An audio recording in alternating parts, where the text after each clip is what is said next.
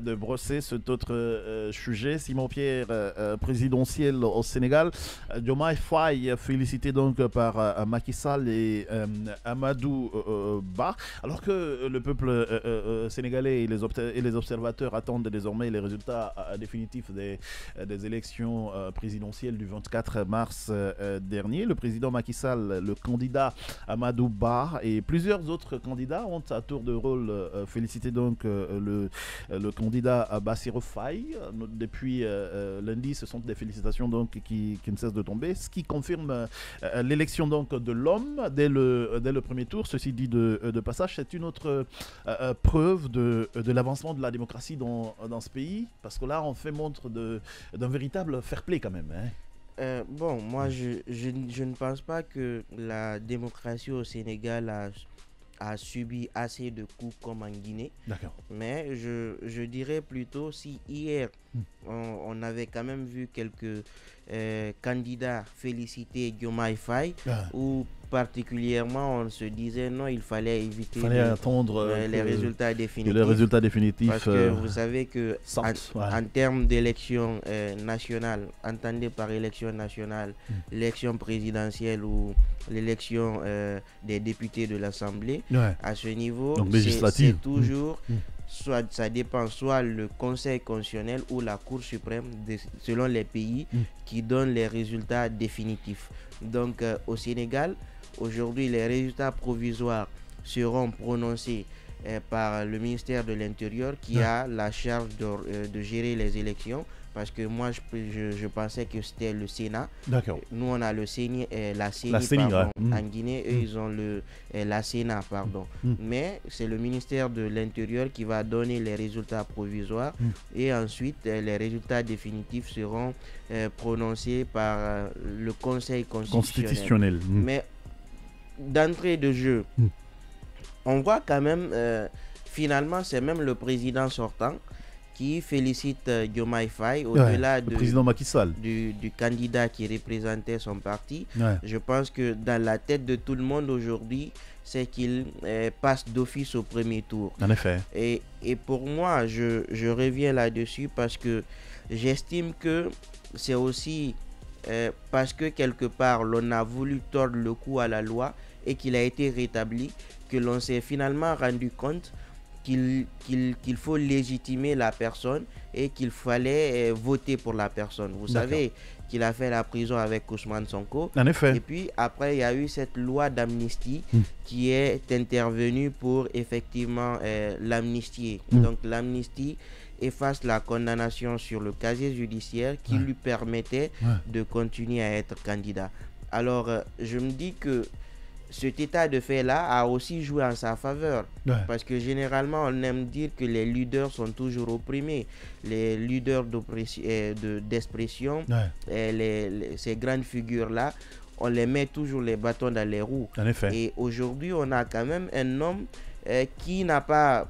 pour ce qui est de leur cas, on l'a senti de toutes les façons. De toutes les façons. Lui et Ousmane Sonko, ils ont commencé... Voilà, ils ont maintenu le cap. Mais ce que je dis, c'est aussi ce que j'ai apprécié sur l'homme, c'est aussi la reconnaissance et l'humilité. D'accord. Parce que au-delà de tous ces messages qu'on a eu à dire, le féliciter et tout ça, toutes ces prises de parole, même ce matin, j'étais à la rédaction avec l'un de nos collègues, on en discutait. Il a quand même cette humilité-là à reconnaître que c'est effectivement sous le mentorat de Ousmane Sonko qu'il a pu émerger. Et également, il demandait aux gens d'applaudir Ousmane Sonko, vous le voyez à côté. Donc, au regard, vous savez, il y a quand même certaines valeurs. Lorsqu'on les a, on a quand même plus ou moins la confiance, une présomption de confiance du peuple. Aujourd'hui, Diomaye Faye, en termes de leader devant, on allait peut-être mettre Ousmane Sonko avant lui. Mais après, cette valeur à être reconnaissant, et dans son discours, vous sentez effectivement qu'il appelle à la cohésion, qu'il appelle même à l'entente, mais aussi le pardon. Justement, parce qu'on va l'attendre sur ces quelques chantiers. Justement, il faut qu'il travaille à la réconciliation. Parce qu'à ce niveau, il y a quand même eu, il ne faut pas le nier, il y a eu une crise avant les élections. En il ne faut effet. pas le nier. Il y a eu des morts. Des morts. Et puis, il a quand même tenu à présenter également, à souhaiter que l'âme de ces personnes-là repose en paix. Amen. Discours normal, en tout cas, de la carrure de quelqu'un qui pourrait être un chef d'État. Je pense que globalement, c'est quand même un homme qui pour le moment a le soutien de tout le peuple sénégalais, mais on va l'attendre aussi sur les priorités parce qu'il a parlé de refondation aussi au Sénégal. Donc moi je me disais, alors en termes d'institutions au Sénégal, je pense... C'était donc à l'occasion de son tout premier grand oral hier. Justement. Il a invité des journalistes à son hôtel hier où il s'est adressé donc au peuple sénégalais. À cette occasion, donc, il aurait tenu des promesses. Tout à fait. Et il parle de refondation. Je ne suis pas au Sénégal, mais à observer de loin ce qui se passe là-bas, on a l'impression quand même que les institutions n'ont pas le rhume comme chez nous. En effet. Donc, mais il a aussi martelé le fait qu'il avait le souhait de diminuer les prérogatives du président de la République au Sénégal. Donc lui, il estime que le président a tellement de privilèges, tellement de prérogatives, tellement de moyens d'action que parfois, il peut empiéter les libertés, il peut empiéter les droits. Donc lui, dans sa posture, il vient proposer quelque chose de plus souple, de plus allégé au peuple sénégalais, justement en agissant de la plus belle des manières. Et sur ce côté-là, je pense que ça sera quand même une entrée fracassante ou reconnaître expressement aussi le respect des droits de l'homme et de la démocratie au Sénégal, parce qu'il faut dire que l'autre chose que je pense qu'il devra aussi travailler surtout, c'est l'attitude des forces de l'ordre et de sécurité. On aime dire qu'au Sénégal, lorsqu'il y a manifestation, les violences sont d'une visibilité assez explosante. Donc il faudrait aussi que dans le mode d'interpellation des manifestants, qu'il y ait plus de respect de procédure, respect de tout ce qui est norme. Parce que lorsque vous interpellez quelqu'un, lorsqu'il n'agit plus, il ne résiste plus, il octempère, vous n'avez aucune raison de le brutaliser. Or, par le passé, on a quand même vu, justement par rapport à ces crises avant les élections, on a vu quand même des vidéos qui ont circulé où des forces de sécurité étaient en train de maltraiter, parce que ça c'est de la maltraitance, de maltraiter des manifestants. Je pense que sur la réforme de l'armée également ou des forces de police, il y a un gros chantier pour M. Diomaye Faye qui, de première vue, apparaît comme un fervent militant des droits de l'homme, un fervent militant de la démocratie. Sur ce côté-là, je pense qu'il y a encore du chantier. Et l'autre chose sur laquelle que je pense qu'il devra également être très réactif, c'est le fait, par exemple, d'accepter les ressortissants des autres pays. Vous savez qu'au Sénégal, vous avez parfois des discussions avec beaucoup de personnes qui vous diront que parfois certains Sénégalais sont xénophobes. C'est-à-dire, ils vous diront que à vous les Guinéens, vous êtes nombreux chez nous, rentrez chez vous, on ne veut plus vous voir. Donc, alors qu'on est quand même dans une sorte de village planétaire où on a eu à signer des conventions, où on appartient à des entités, la CEDEAO par exemple, où on a quand même des règles qu'on a érigées. Si on est en tout cas État membre de ces organismes-là, on ne peut pas se permettre de prendre certaines décisions à la hâte. Aujourd'hui, ce n'est pas forcément les autorités sénégalaises qui disent aux autres de rentrer chez eux, mais parfois vous avez une population, en tout cas en partie, pas tout le monde, en partie des Sénégalais qui n'acceptent pas les autres et qui estiment chacun doit rester chez lui.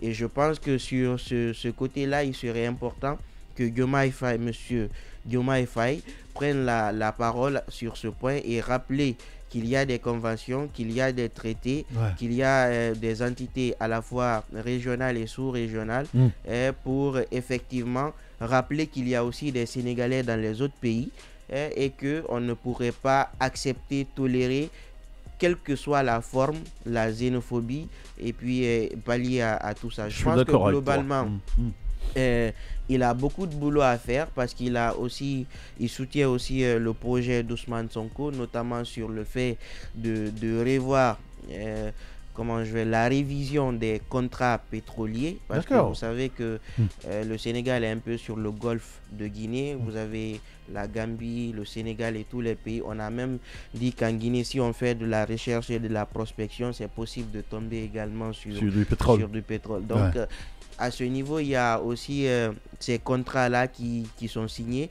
Eux, ils estiment que ces contrats ne sont pas à l'avantage du peuple sénégalais parce qu'il y a des clauses parfois qui ne sont pas profitables. C'est aussi la posture lorsque vous voyez des dirigeants qui viennent au pouvoir qui ont la latitude ou qui veulent avoir un aperçu général sur les contrats d'État. Parce qu'en parlant de contrats d'État, ce sont des contrats à priorité très grande et qui ont des sources de revenus assez importantes pour l'État.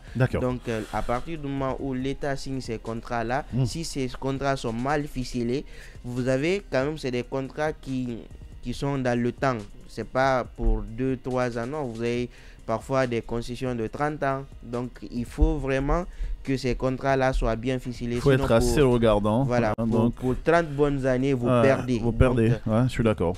Sur la question, il va aussi... et au Sénégal, on sait quand même qu'en termes de bons juristes, on ne peut pas les en vouloir, on ne peut que les envier parce que il y a tellement de professeurs agrégés en droit au Sénégal, des spécialistes lorsqu'ils se rencontrent dans les colloques ou au CAMES par exemple pour l'agrégation, vous avez en tout cas la crème de la crème. Je pense que ces juristes-là pourront justement aider le président Diomaye, le futur président Diomaye Faye à justement revoir ces contrats-là et à mettre des clauses en faveur du peuple sénégalais. Globalement, c'est quand même du travail qu'il attend et je pense qu'il est conscient de cela. Il l'a même réitéré dans son discours et on espère quand même qu'il pourra faire mieux que le gouvernement que les années de Macky Sall. Et que effectivement le peuple sénégalais pourra sortir de la plus belle des manières avec une émergence qui pourra enseigner les autres pays de la sous-région. Après, de l'autre côté, le débat est autour du rôle que peut jouer, ou si tu veux, que doit jouer Ousmane Sonko à ses côtés. Donc on pense par exemple qu'il peut bien le prendre comme Premier ministre, alors que d'autres pensent qu'il peut bien servir à l'Assemblée, en tant que président de l'Assemblée par exemple. Toi, tu le vois où? Non, ça dépend de l'ambition. Dans ma tête, j'ai du mal, ça ne passe pas le fait qu'Ousmane Sonko accepte d'être Premier ministre ou président de l'Assemblée. Ousmane Sonko que je vois, c'est quelqu'un qui a affiché ses ambitions. Il veut être président de la République. Même si Diomaye Faye va faire un mandat, je connais... avoir en tout cas ses propos, l'attitude, la carrière, le comportement de l'homme, on se dit que c'est quelqu'un qui pourra accepter de rester dans l'ombre 5 bonnes années ou 6 bonnes années pour revenir en force. Mais de toutes les façons, c'est une question de mentor et de condisciple. Il ne va pas être assez loin du pouvoir à mon sens. Il va justement faire des propositions. Parfois, s'il y aura des blocus, il pourra donner des conseils. Mais je ne vois pas M. Ousmane Sonko accepter d'être Premier ministre ou président de l'Assemblée. Parce que moi, je le vois à la tête de ce pays. Super. Et puis, il pourra attendre son tour également.